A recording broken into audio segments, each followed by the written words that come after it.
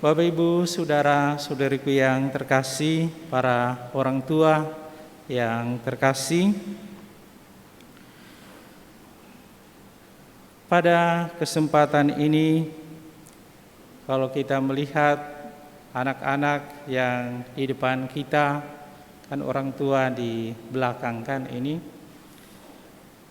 mereka ini tentu pakaian yang mereka pakai ini pakaian yang tidak sehari-hari mereka pakai.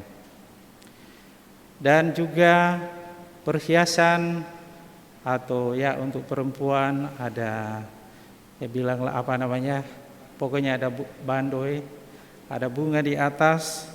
Tidak hari-hari, mungkin kalau rambutnya panjang, kali orang ya maksudnya orang tuanya lain kali itu memasangkan bando di kepala anaknya. Dengan kata lain bahwa ini semua dipersiapkan. Dengan mempersiapkan berarti kita meniatkan tentu. Dan mengapa kita meniatkan untuk mempersiapkan anak-anak kita? Selain tentu para pembina, para guru yang telah mempersiapkan mereka ini. Mungkin kalau Bapak Ibu masih ingat pada saat menikah, ada dikatakan pertama, salah satu tujuan perkawinan adalah tujuan yang kedua itu adalah kelahiran. Perkawinan terarah pada kelahiran dan pendidikan atau tanggung jawab.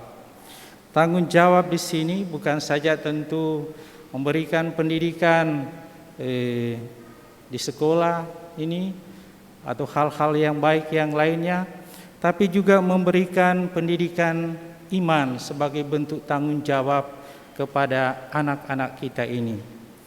Dan yang kedua, kalau kita masih ingat pada saat menikah, walaupun pastor tahu ada juga yang bukan Katolik. Karena seingat pastor, pada saat pastor baru datang di sini, kurang lebih tahun 2017, kurang lebih itu ada satu keluarga suami istri datang kepada pastor dan meminta kalau boleh anak-anaknya dibaptis secara Katolik. Tetapi pada saat itu pastor bilang, bagaimana mau dibaptis? Sedangkan kamu bukan Katolik ini. Karena salah satu syarat untuk dibaptis adalah ada jaminan untuk pendidikan iman sebagai orang Katolik itu. Orang tua itu, pastor masih ingat mengatakan pastor, ada juga omanya. Walaupun pastor tahu omanya sudah meninggal ya pada saat pastor ada di sini, tapi juga ada keluarga yang Katolik dan juga kalau tidak salah waktu itu karena sudah berapa tahun lalu kakaknya juga sudah Katolik itu. Jadi pada saat kita menikah itu juga kita ada pertanyaan atau janji pada saat itu bahwa kita akan memberikan pendidikan iman sebagai orang Katolik kepada anak-anak kita. Pun juga jika Bapak Ibu menikah secara beda gereja, beda agama, pada saat itu ada persyaratan yang ditandatangani. Salah satu yaitu pada saat itu yaitu akan berusaha mendidik anak dalam sebagai orang Katolik. Dan sebelum anak-anak ini terima komuni, dalam gereja kita ada yang disebut dengan sakramen yang utama dan yang pertama. Sakramen apa itu? Sakramen baptis. Nah, pada saat membawa anak-anak ini untuk minta dibaptis anak-anak ini atau anak-anak Bapak Ibu yang terkasih, pada saat itu juga Bapak Ibu berjanji karena kecuali mungkin sudah besar-besar seperti Bapak Ibu, ada juga itu. Tapi mereka ini kan masih kecil-kecil, dan kan yang menjawab adalah orang tua itu. Maka pada saat itu Bapak Ibu berjanji bahwa kamu akan memberikan pembinaan iman Katolik kepada anak-anak yang lahir dalam keluarga masing-masing. Sehingga Bapak Ibu saudara-saudariku yang terkasih, dan secara khusus tentu orang tua dari anak-anak yang akan terima komuni pada kesempatan ini, apa yang kita rayakan pada kesempatan ini, apa yang kita lihat pada kesempatan ini, pantaslah kita syukuri. Mengapa? Apakah kita sadari atau tidak, itulah juga satu bentuk pertama ya pelaksanaan kita akan janji kita bagi anak-anak kita ini. Tetapi teristimewa adalah bentuk penyelenggaraan Tuhan juga dalam kehidupan kita, sehingga kita boleh menggembirakan anak-anak kita ini, kita boleh membahagiakan anak-anak kita ini dengan mempersiapkan mereka pada hari bahagia ini. Kalau kita lihat, mungkin karena renungan pastor sedikit panjang, tetapi kalau kita lihat anak-anak kita ini begitu gembira ini. Mereka pakai masker semua sama itu. Dan tidak ada yang di bawah hidung. Semua di atas hidung ini. Karena mungkin juga ada penyampaian dari para pembina ini. Semua, kalau pastor lihat dari atas itu. Karena pastor di atas kan dari panti imam ini. Jadi pantaslah kita syukuri akan hal ini. Saudaraku yang terkasih, itu tadi pengantar panjang, tapi renungannya pendek saja. Moga-moga, walaupun pastor lihat, biasanya pastor memberikan renungan 3 alinea saja itu. Jadi cerita, kitab suci bilang, lalu pesan untuk kita semua. Tapi saat ini ya 3 alinea juga, tapi sedikit panjang. Orang tua dan anak-anak yang terkasih, hari ini Tuhan Yesus mengundang kita semua sebagaimana disabdakan dalam bacaan tadi, ambillah, inilah tubuhku. Jadi dia undang, ambillah, inilah tubuhku, dan inilah darahku, darah perjanjian yang ditumpahkan bagi banyak orang. Artinya Yesus tidak saja mengundang kita ikut dalam perayaan yang dilaksanakan oleh Yesus, tetapi Yesus mengundang kita semua, secara khusus anak-anak calon komuni pertama, untuk menyantap tubuhnya. Karena itu pada saat pastor bilang tubuh Kristus, maka anak-anak dan kita semua menjawab apa? Amin. Toh, amin artinya setuju, yakin ini tubuh Kristus ini. Memang, tapi sebentar jangan sampai ada bapak-bapak dan ibu-ibu karena dengar pastor bilang amin artinya setuju, pada saat pastor bilang tubuh Kristus, bapak ibu bilang setuju pastor. Wah, itu lain lagi itu. Bahasa liturginya artinya amin itu. Jadi bukan berarti memang bapak ibu bisa menjelaskan, kan artinya sama pastor itu. Bahaya nanti kalau sudah beda-beda itu. Di Mamajang bilang setuju, mungkin di paroki lain bilang amin itu. Jadi amin artinya kita setuju mengimani bahwa ini adalah tubuh Kristus.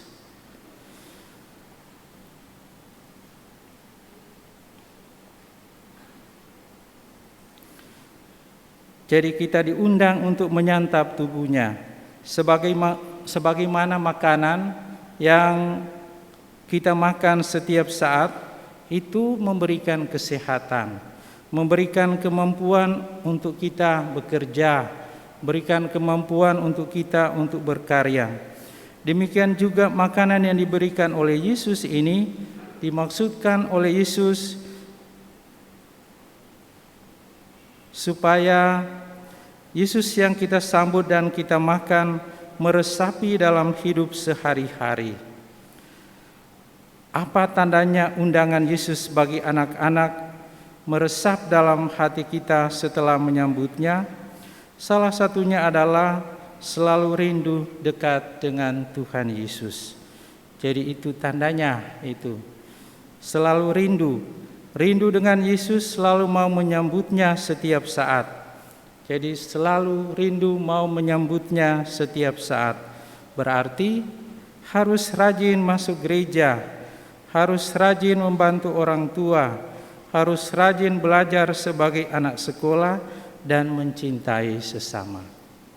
Tetapi mereka ini kan masih juga disebut sebagai anak atau anak-anak kita. Maka tentu juga orang tua punya tugas untuk mengingatkan, apalagi zaman sekarang, zaman HP ini itu, dan banyak permainan-permainan di situ yang menarik, maka bukan tidak mungkin itu lebih menarik daripada ikut misa, itu ikut perayaan Ekaristi. Ada satu cerita pada saat orang tua bilang begini kepada anaknya, pergi masuk gereja. Apa jawaban anak itu? Papa saja tidak pernah masuk gereja. Itu. Jadi bagaimana itu? Dengan kata lain kan, teladan itu perlu, orang tua perlu mengingatkan dan juga membantu dengan memberikan contoh. Adik-adik yang terkasih, pastor mengakhiri dengan renungan ini dengan cerita seorang kudus ini. Moga-moga juga berguna bagi orang tua. Suatu ketika seorang pastor mau mengirimkan komuni seperti kalau biasa di sini hari Selasa kepada orang-orang tua dan orang-orang sakit. Tapi karena COVID ini sehingga kami tim komuni tidak pergi. Tapi mengirimkan komuni di penjara. Dan pada saat itu orang-orang Katolik, kalau seandainya ketahuan bahwa dia ini adalah Katolik, maka dia juga akan dimasukkan dalam penjara itu pada saat itu, pada zaman lalu itu. Sehingga pastor ini berusaha mencari orang yang bisa menghantar komuni itu sampai ke penjara. Lalu dicari-cari tidak dapat, tapi kemudian ada seorang anak itu, dia bilang begini, saya bersedia pastor, saya mau menghantar komuni, mau menghantar tubuh Kristus kepada orang-orang yang ada di penjara. Ya pastor itu bilang, aduh kamu ini masih kecil. Tidak pastor, saya mau untuk menghantar tubuh Kristus kepada saudara-saudari kita yang ada di penjara.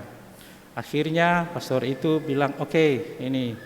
Jadi seperti biasa, kalau dulu-dulu Bapak Ibu yang terkasih, jadikan sakramen itu ditaruh di sini, di dekat, ya orang bilang hati itu.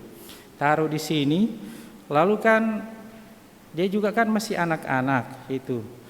Pada saat dia menuju ke penjara ini, dia bertemu dengan anak-anak atau teman-temannya. Teman-temannya panggil dia, lebih baik pastor sebut saja namanya.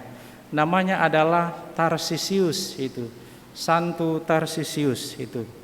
Tarsisius, mari kita bermain. Dia tidak mau. Mari kita bermain. Dia tidak mau. Lalu teman-temannya curiga, apa yang kelihatan yang dia pegang di sini. Wah, akhirnya teman-temannya ini memaksa mau ambil sakramen itu, tetapi dia berusaha untuk memegang, tapi karena banyak teman-temannya memukul dia, sebelum dia meninggal, datanglah seorang tentara yang memang Dialah yang menyampaikan kepada pastor, nanti dia yang akan antar ke dalam tahanan, karena dia tentara, dia bisa masuk dan keluar ini. Pada saat itu setelah dia serahkan, Tarsisius mati, itu artinya mati, wafat karena mempertahankan akan tubuh Kristus, akan Yesus sendiri. Karena itu sebagai pesan bagi kita semua dan secara khusus anak-anak yang terkasih,